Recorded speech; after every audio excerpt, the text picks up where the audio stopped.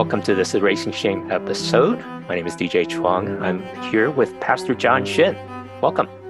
Hello, DJ. It's good seeing you. Thanks for having me on the pod. In this episode, we literally will be talking about erasing shame and how that affects our mental health, and especially in Korean American, Asian American, multi-ethnic churches that have Asian Americans, all of that mixed, because that's where many churchgoers, well, that's where the churchgoers go. I mean, it's either Asian American church, Korean American church, or multi-ethnic churches, right? I think that covers them all. Yeah, I think, well, again, depends what generation you're talking about, but for our parents, definitely church was the place to be to try to find that comfort. That was kind of the only place they could go to because of the language barrier to find other Koreans. Yes. So for our parents, for our immigrant parents, for sure, the church was the place to be at. Well, I was just reading a report yesterday. 70% of Korean Americans go to church.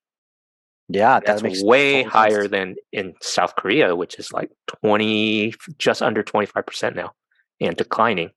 Yeah, declining. Church is going down over there. It's pretty sad. But with Korean Americans, 70% churched. That doesn't mean they're necessarily all, sold out Christians and all that, but many are. Over 4,000 Korean American churches in America, maybe 200, 300 some that are predominantly Korean American English speaking, which is a subcategory of all of that. And you're Korean American yourself, and you're currently serving as pastor at Saddleback Church, Irvine South campus. How many years has it been? 8 years. Wow, you're coming up on double digits. That's going to be a huge milestone. Yeah. You intend to reach 10, maybe 20? 10, I hope. 20, gosh, it's all up to the Lord. I'm just in the moment and whatever the Lord tells me to do. But I mean, like you said, 8 is actually a huge milestone because it's not typical. People stay that long at a church, and it's not for bad reasons. People get called out to different places. And so, yeah, I am one of the longer running guys in my role for sure. Now, in my conversations with pastors, both Asian and non-Asian, I do find Asian and Asian American pastors have longer tenures than non-Asian pastors. So it is not unheard of for pastors to be at a place for 5, 10, 15, 20 years, whereas for American pastors, non-Asian American pastors, 2 to 3 years, 5 years, they're hopping around to another place. Have you noticed that yourself? Are you talking about like in the Asian church, like Korean church? Yeah, Korean, Asian American. Yeah, I think if you're like in an adult role, that's probably more common. But okay, if you're like in more of an education role, like elementary or youth, I think you'll see more of less time frame, like a 3-year typical time frame, because you're usually like in your young mid-20s, and then after you graduate seminary, it's kind of common that they want to move on to like something else. But if you get to like an adult role, yeah, I do think longevity is much more common when it gets to Korean churches and Korean church pastors being in those roles for much longer, for sure. Yeah, and you're, just to mention what you're also doing currently, you're hosting a podcast yourself. Yeah. Tell us about that one. It's really fun. It's kind of like what I call the English-speaking arm of a Korean seminary. So there's a Korean seminary here in Santa Fe Springs, which is kind of the borderline of Cerritos. And they have asked me to help them build out an English-speaking MDiv program. And so this seminary is really well known with Korean-speaking people, but they want English-speaking Koreans to attend because the vision here is to try our best. And I'm laughing because if you're Korean, you're going to know what I'm talking about. We're going to try our best to build a healthy bridge between first and second, now even third generation Korean and Korean Americans. We're talking like the immigrant Korean-speaking Koreans and the English-speaking Korean Americans. There's been a long divide in the Korean church between first and second gen. And this school is going to try to bring both of them from the same church to the same school, and we're going to try our best not only to train them theologically and biblically, but to build a healthy bridge, how to have a real relationship between these two cultures. And so this podcast was started based on that premise. I'm building awareness about a program, but building awareness about this issue that we've had for like last 30 years. So all we were talking about is a lot of Korean church ministry and a lot of first, second gen ministry issues, problems, and of course, resolutions. What's the future look like? And so it's been fun talking to a lot of our friends. You know, most of the guys that have been on there, and just talking a lot about, hey, let's see what we can do about this divide. Yeah, go ahead and mention the name of the podcast and the link, and we'll add it in the show notes. Yeah, the podcast is called Church in Culture. So youtube.com/@churchandculture, Instagram, same thing, @church and culture. I even got a Facebook page. And that's the video podcast. We are going to launch it on audio soon. Just I haven't had time. I'm a one-man production right now, so I'll rip the audio soon. But we're like 8 episodes in, and it's been great. It's been really fun talking to all our friends and being able to dig deep in some of these issues. Well, we're going to dig deep on the shame aspect of all of that comes baked into our Asian American cultures. And in particular, there's perhaps a certain flavor that maybe kimchi enhanced in the Korean and Korean American cultures. We're doing this Joe Rogan style, so we're free-forming and stream of conscious, and so glad that you're a fellow podcaster and kind of can go with the flow on that. I don't have any set questions, so it's just whatever comes to mind. And so I thought that would be a good point of reference, just given your current situation, as well as how you're cultivating and curating these conversations among Korean and Korean American pastors. And since 70% of Korean Americans attend church, that's certainly a big part of our cultural context. And so describe what comes to mind, because this conversation came out of, hey, you've got a lot of experience with shame. We all do in different ways, especially as Asians and Asian Americans. What comes to mind when you hear the word shame? Oh, DJ, so much. I think, again, I don't think in Korean culture it's anything new when we talk about shame in the broader context of Asian culture. But, you know, as a Korean, I think when you say shame, what comes to mind is this incredible kind of defense mechanism to suppress our shame. So our culture, Asian culture, you know, all culture, Asian cultures, we were really taught to kind of suppress shame. We don't want to expose that. In our cultures, you know, that there's a lot that deals with the family name. So we don't want to bring shame to our parents. So as a child growing up, you know, we did not feel comfortable confessing or making mistakes or talking to our parents. I mean, this is kind of broad. I think every family's different, but typically we never really were comfortable enough to talk to our parents about mistakes and things that we did. And of course, when we did make a mistake, the common resolution for our parents was, like, don't let anyone know, don't let anyone find out, and fix it right away because of that shame in our culture. And so as a child, we were always taught to suck it up. There's this Korean word that we always use in Korea, where it's called chamo. Chamo means to just like suck it up, just like hold it in, suppress. And usually you use that word where, like, when you're in pain, you know, like, just suck it up. But that word is also kind of related to shame, just like suck it up. Don't let anyone know. Don't bring further embarrassment to our family, and don't share. And I think as you grow up, you can become adults. We're not very vulnerable with each other. It's very difficult to share, even as Korean Americans. Again, I think, you know, every church is different. I'm sure there's small groups out there and churches out there that have cracked this code and are doing a really good job with it. But it's not common to be vulnerable and share about things that are going on because there's shame. Of course, now we're dealing with gossip and we don't want people to talk about us.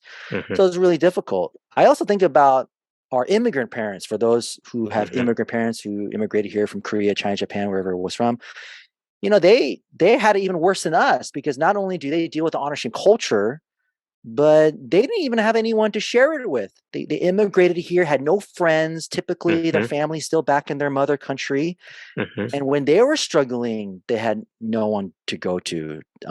Even within marriage, I think about Mm, my parents. I'm just wondering, gosh, like my mom, she probably never talked to anyone about her problems. It was mm, very typical for her to suppress and just suck it up and just deal with it on her own. mm-hmm. And gosh, thinking about that now, I'm just like, gosh, I think any one of us as Korean, Chinese Americans, those who were born and raised in Mm-hmm. America, we would probably go out of our mind if we never got to share with anyone. And unfortunately, we're seeing a lot of that coming out now, right? With social media. Now everyone feels Yes. comfortable. And I think it's a Yeah. good thing in one sense. We're getting more comfortable sharing, but it's like coming out like a volcano, right? Because Oh we've yeah. never done it. So it's almost like coming out in unhealthy ways where Yes. we're sharing, which is great, but sometimes we're sharing with a lot of anger and a lot of blaming, and um, the interpretation might not be correct, and now the resolution is not very good. Yeah. So And so much there within a lot of suppression in our culture. yeah, I hear described as vomit. Right. We know how to vomit, but it's not a controlled sharing where it's uh, measured and appropriate. And when it's out of control, it doesn't help the person nor anybody else that's hearing it. And we can go back to the Bible. Shame starts right from the beginning, Genesis 3, where Adam and Eve hid. Hid. Yep. So there's very much the automatic instinct to hide and to suppress when we make a mistake or when we have shortcomings, whatever that might be, or in the case of mental health, mental illness, if we have challenges and struggles in life, because we're in a social context like Asian America or Korea, there's a lot of comparison and there's a lot of social status. And if you don't quite measure up to I don't know if they say the Joneses next door, I guess it would be the Kims and the Wongs next door. Keeping up with the Kims. Yeah, I mean, I grew up as a teenager hearing about the articles in the Chinese newspaper that my dad would read. It's like, hey, look at this 12-year-old that made it to MIT. What are you doing? Time and time again, that was the story I heard growing up. That I think this is a key thing that a lot of our white American friends don't understand, which is there is shame. There's shame here and there's shame there, shame in different cultures. But for us, it's like a little bit of a double or triple whammy because of the immense pressure academically that we had. We had mm-hmm, such pressure to be successful, to get straight A's, to be a doctor, to be like a kid who went to MIT. And so now we're living under this immense pressure. So again, it gets even harder for us to deal with failure and mistakes and shame, and we don't want to disappoint our parents or even share because we know we're going to yelled at. So there's so many other cultural nuances, mm-hmm. uh, things in our culture that were very difficult for us growing up. Yeah. And what what do we do with that? What hope does the gospel give us? And how can we help?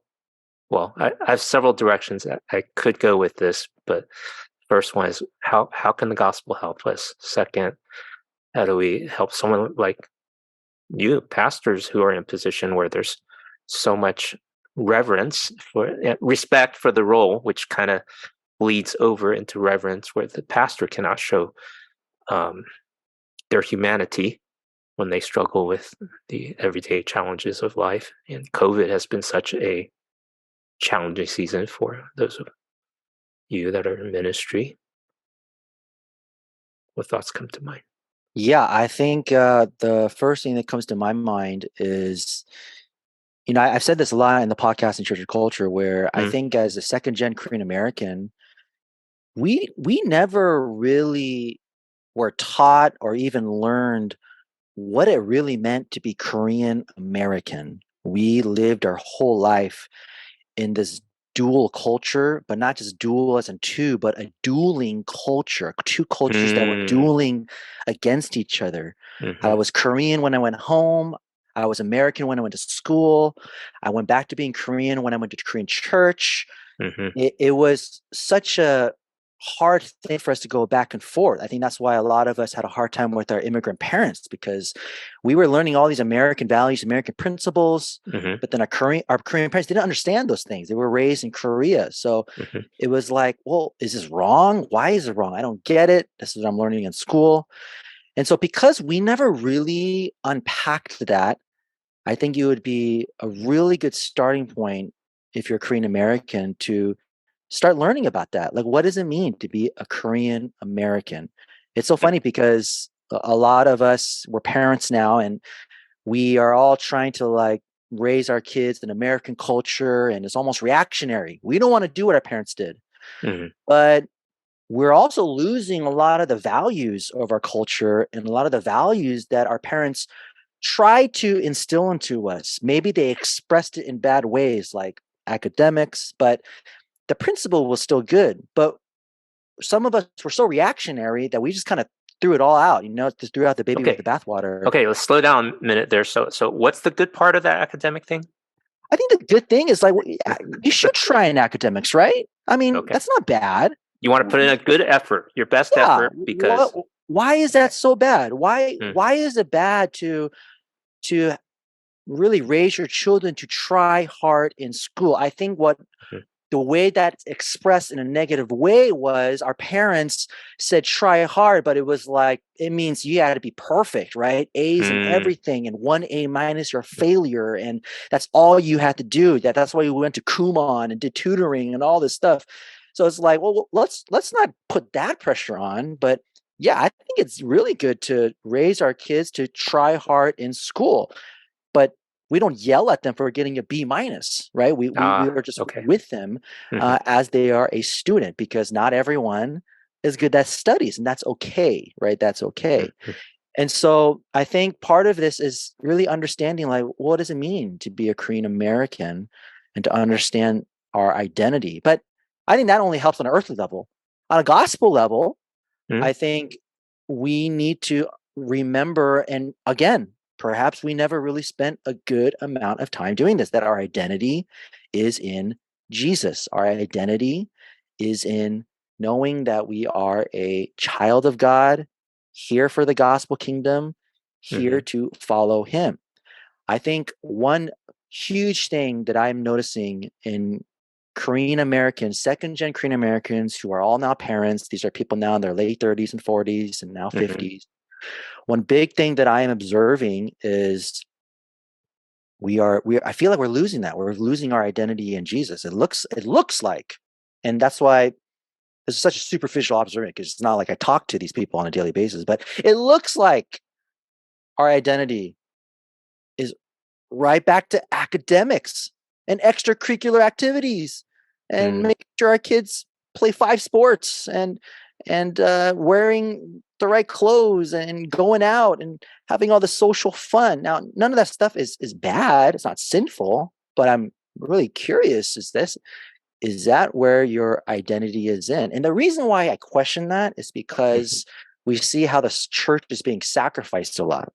Like, Mhm. people are not going to church because of sports or doing these Mhm. things. And I see that, wow, it's really easy for some reason for all of second gen Korean American parents to sacrifice church so easily. Mhm. That worries me there a little bit. Mhm. So again, this is a very surface level observation. You got to go in depth into that. I'm not calling out all these parents who do these things, and I'm not trying to make them sound like, they're bad Christians or something like that. But it is a big thing. This is not how we grew up, and perhaps this is reactionary. This is maybe a reactionary thing that we think that it's not as bad. Like, our parents made us think that missing church once was like the end of our life, but maybe this is all reactionary.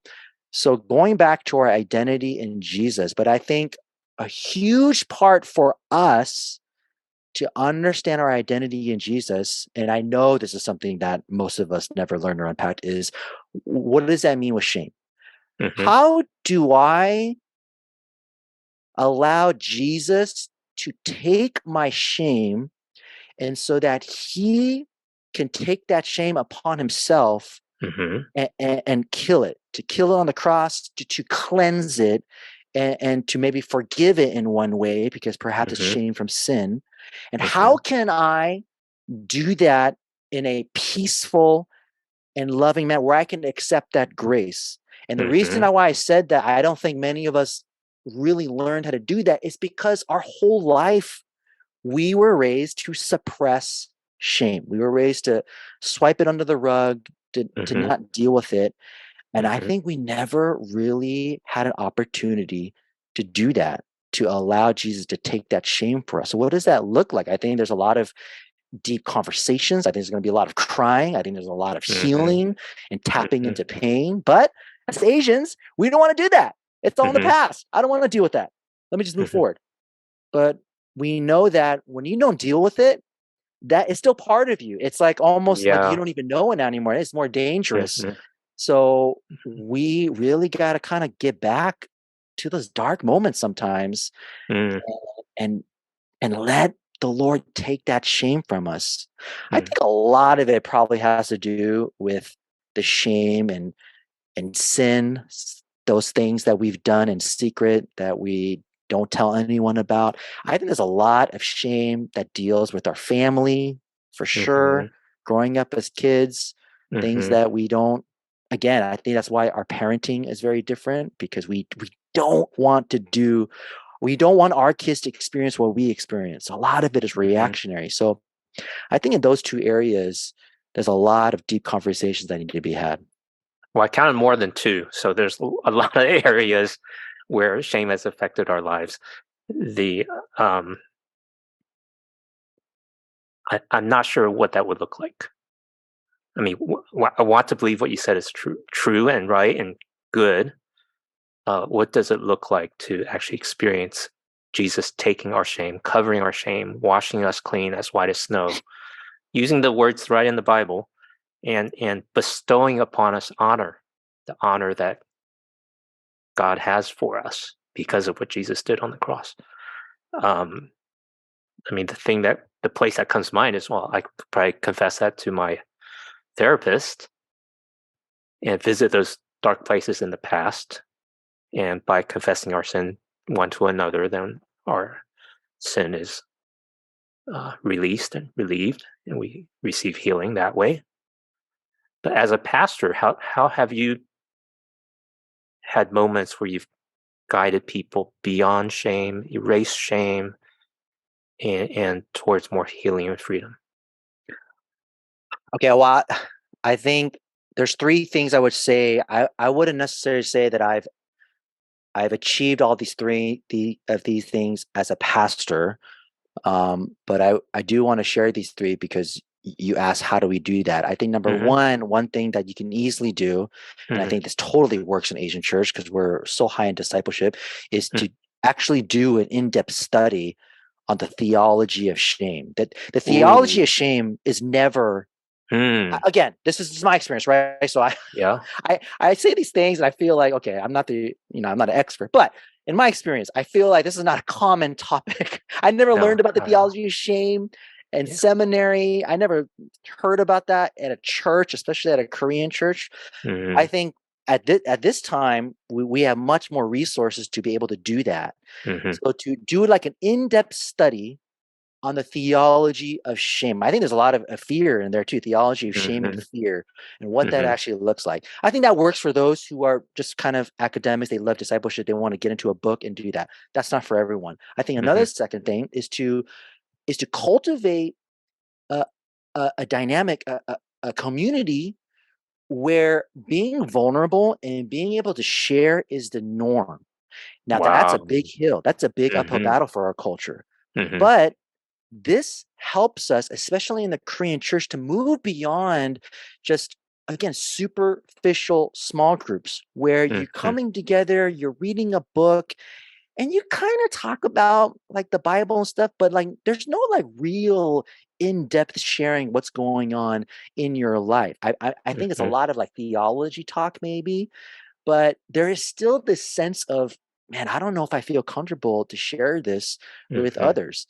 And I think we have to embed that into our small group system at the Korean church, at the Asian churches. How that happens, I don't know. Maybe it's training. Maybe it's like doing a vision casting series and preaching about it for 4 weeks, but really pushing that boundary. And I think it really does require both of those because it's such a huge uphill battle for our culture. That's not the norm for us. Right. It's not the norm to do that.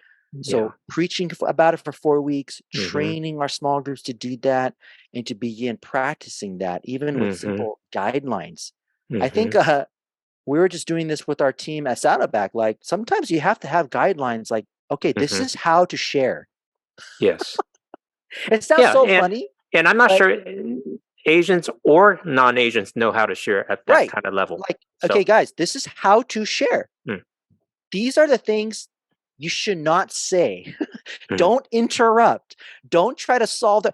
This sounds so silly, but I think like some churches really need to explain these things because there is no culture of sharing. So I think that's another way that we can do that. I think the third way to do it, and I think this is the one thing that I have done as a pastor, is those one-on-ones. mhm, And to actually, it does take time, but to whether it's to give them permission to share, whether it's to let them know like this is a safe place, whether it's to let them know like, look, I know I'm a pastor, but I'm not sharing this with anyone, and I'm not going to try to like sell you on some curriculum or tell you to read a book. If you feel comfortable sharing, let's talk about that and giving them those opportunities to share. But I would add a caveat to that. I think mm, most pastors like myself, we're mhm, not certified counselors. We don't mhm, we don't know how to do that professionally. I think we're trained a mhm, little bit on how to get the ball rolling. mhm, But I think that pastoral moment leads to then a last idea on how to do this, which is encourage therapy and counseling. mhm, I think that's one huge thing that our generation is mhm, getting more comfortable with because you see that a lot more on mhm. social media. That's like my friends are Yes. like, I learned this in counseling, and you're like, whoa, like I Mhm, can't believe you share it to everyone you're going through counseling because we don't normally do that. We think yeah. like, oh, I can't let people know I'm getting counseling because then they think like, oh, is there something wrong in their marriage? What's happening? And we get Mhm, really scared that maybe, oh, maybe they think I'm not a good pastor anymore. But I think we're getting more comfortable with sharing about that with others and then encouraging other people to do it. And I do believe Koreans need to do more therapy and counseling. I highly recommend that. mm. Good words. Good words. And that's the premise here at Erase and Shame. We have these conversations to help people raise awareness, become more comfortable, come out of hiding, and make these conversations normal so that people do see examples of how counseling sounds like and looks like. We've had mock sessions here on the air. We've had counselors come through and share their personal stories. And there's something transformational about stories as we see it lived out and go from the textbook into the real lives of people, then we can be You know, encouraged and find the courage to take those steps for ourselves. It's one thing to see us on social media, so it's become common to talk about, but to actually have people take those steps is still a pretty big hurdle, is what yeah, the research is saying. And the data is saying. So suicide is the number one cause of death for young adults in America among Asian Americans. And Japan and Korea have the highest suicide rates of developing countries. And so it's pandemic, endemic, crisis, how mental health is affecting us. And shame is a big part of that. I was gonna say I just had Roy Kim on the podcast. I haven't Hmm. uploaded yet. We're about maybe 2 weeks out from that, but Mm-hmm. gosh, I highly recommend anyone who's wants to learn more about like just shame and his story and testimony is one of those just buck wild stories that you're just like, oh my gosh, I can't believe it. Mm-hmm. And he's very vulnerable on the podcast, and Yes. we talk a lot about therapy and counseling on that. So for anyone Yes. who wants to learn more about that, please tune into that one. I'm going to be uploading that in 2 weeks. But again, like just talking to Roy, like I shared this on the podcast, but I did counseling with Roy, Mm. and I told him that I remember the day that I was about to call him. I Mm-hmm. was sitting on my living room couch and I had his number on my cell phone, and I just like, I can't believe I'm about to do this right now. It's all Mm. that shame. I Mm-hmm. was like, oh my gosh, what if someone finds out? Mm-hmm. What if someone like hears that like I'm getting counseling? What if they think I'm not a good pastor anymore? I was like sitting on my couch for like 15, 20 minutes. Wow. Mm-hmm. I just couldn't hit the send button to call because I was like so deathly afraid about what Wow. people might think. Mm-hmm. But it was great. Like I met with them Yeah. and Yeah. it was such a good thing that I needed Mm-hmm. for my soul, for sure. Oh, good to hear. Well, I'm glad you took that step of faith, that you're in a better place, and now you're able to share the abundant life that you've experienced with many, many more people. Well, thank you for taking the time to share with us here on the Erasing Shame podcast. Great to hear of your Church in Culture podcast. And any closing thought as we wrap up this episode? Um, Do we do Gosh, okay? what was that? Do we do okay? No, I thought this was great. I thought we were gonna go for longer, DJ. We could keep on going. We don't have to close it out. But Well, maybe you need I'm to out. short. I'm out. So Oh, you're out. You're out of content. yeah, uh, my brain is on a slow cycle today, okay, and okay, so I think I've shared with you, and many people here on the podcast know that I have mood swings. yeah. And so I've noticed today, and even as I'm revving up to talk with the great John Shin, I'm like, Gosh, okay, no my way. brain's not working at 100% today, but I know I can power through 30 minutes. I know you've got tons of energy. Oh, I was gonna say, with Korean pop culture being a global dominant force, how has that shaped being Korean American? Yeah, Because like it I was think not, I mean, I grew up, I'm 56, so I grew up where being Asian and Asian American was not cool. You wanted to right, hide that. It was shameful to be Asian American. right. Now, I mean, Korean is like top of the world. My goodness. Yeah, and I think Hasn't that that changed things? it has a huge influence and factor in what's going on with shame, Mm, with being Korean American, with just our entire life because there's so many good and bad things about that. Like, yeah, like you said, it's like, oh my gosh, it's so much easier coming out and say like, yeah, I'm Korean, or like just listening to Korean music. And it's like crazy now. Like everyone is listening to this K-pop music. So it's really odd to see that. I think the reason why it could be bad though is because um it's almost like giving us this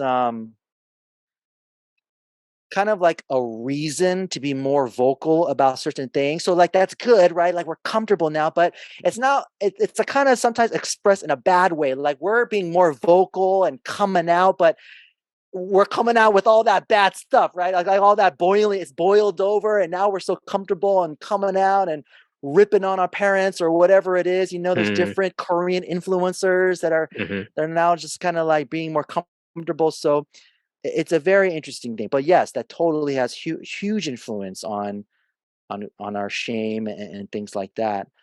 What I was gonna say here though at the end is that, gosh, DJ, I'm so thankful for you. I've known you for so long. You've known me since church planting days, and Mhm. I've had the privilege of mentoring your son Jeremiah. He was part Yes, of our I want to church thank you for plant, that. Yes. and now he's part of Saddleback. And I just Mhm. feel so happy that I could continue just to be with him in ministry. And now he's on a peace trip right now, which is wild, right? He's on the other That's side right. of the world. So it's been such a joy seeing your son grow up, and that's been such a huge blessing for me. And just I just want to say thank you, DJ. I feel like I've known you for a long time, been able to learn a lot from you.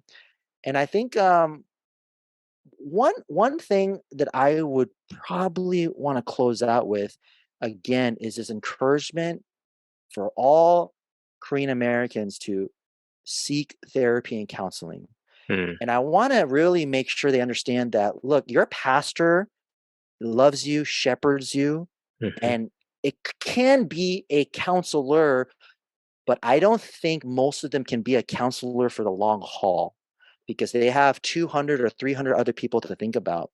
mhm, Their sole position is not just to be a counselor for you. So that's why I encourage them to, yeah, start it with your pastor if that's where you want to start. But Mm-hmm. you need to find someone who's certified, because that's the person that has time for you every single week. Mm. And I think that's what a lot of us need, like a weekly counseling session, weekly therapy, especially when it comes to marriage counseling. That's Mm-hmm. a huge one that I Mm-hmm. encourage people to do more of. But therapy, yeah, all the stuff that we grew up as kids, so many people have pain from their parents, from their own immigrant parents. Yeah. And so I just encourage Yeah. people to do that, to feel comfortable Thank you. doing that, and Mm-hmm. that it can be a gateway, a front door to a healing process. If you could find a Christian counselor, that would be great. I know that's not Mm-hmm. always easy. If you could find a Christian therapist, that would be great. I know it's not always easy. But yeah, I encourage people to do that more therapy, more counseling, and find people that you could be vulnerable with. If you can't be vulnerable in your small group, like change that culture. And if that culture is not going to change it, dude, get into a new small group. You got my small group. Mm. I'm a pastor at my church. Mm-hmm. My small group, we have a thread of the husbands. Gosh, I cannot tell you how thankful I am for those husbands, because I've shared with these guys some of my dark moments during the pandemic. And I Mm-hmm. cannot tell you how kind of it was so great to like just get that off my chest, to tell with them some of the things I'm struggling with. Mm-hmm. And these guys are like my brothers, Wow. and they don't That's amazing. they know I'm a pastor, but they don't have that same reverence like you said before. And it's not a bad thing. It's like, no, dude, I want us to just be brothers here, and that's what we are. And these four guys, I am so thankful for. I've shared with them some deep things. And Mm-hmm. if I didn't have that during the pandemic, I probably would have quit. I probably would have quit church. It was so Oh. bad for me. And Oh. so if you're in a small group and you can't have that, or maybe you're too Mm-hmm. embarrassed, or maybe it's not the culture, change that culture or find a new small group, because you got to have a place in the church, a safe place to share, and to have people walk with you in life. First, what is it? Thessalonians 5, I think it's for 14 through 16, like there are people who are idle in their faith. These are people Mm-hmm. who need encouragement. There's Mm-hmm. a people who need help.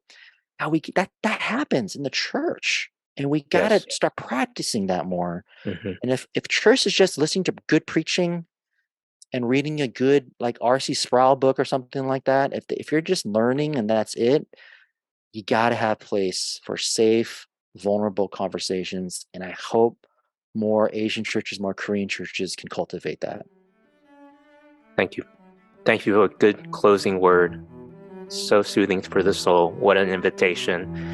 And grateful for your friendship too, John. So PJS Center and Church in Culture will add a link in the show notes at Erasing Shame. Look forward to seeing you in person next time. Bye-bye. Awesome. Thanks, DJ. Thank you for listening to the Erasing Shame podcast. Check out the show notes at erasingshame.com and subscribe to our email for updates. We would love to hear from you, so please add your comments at our website or on social. Subscribe on Apple Podcasts, Spotify, or any podcast app, and you can also subscribe on YouTube or follow on Facebook. Please add a rating and review so we can reach more people with our message of health, hope, and compassion. This podcast is the digital outreach of Christian Asian mental health.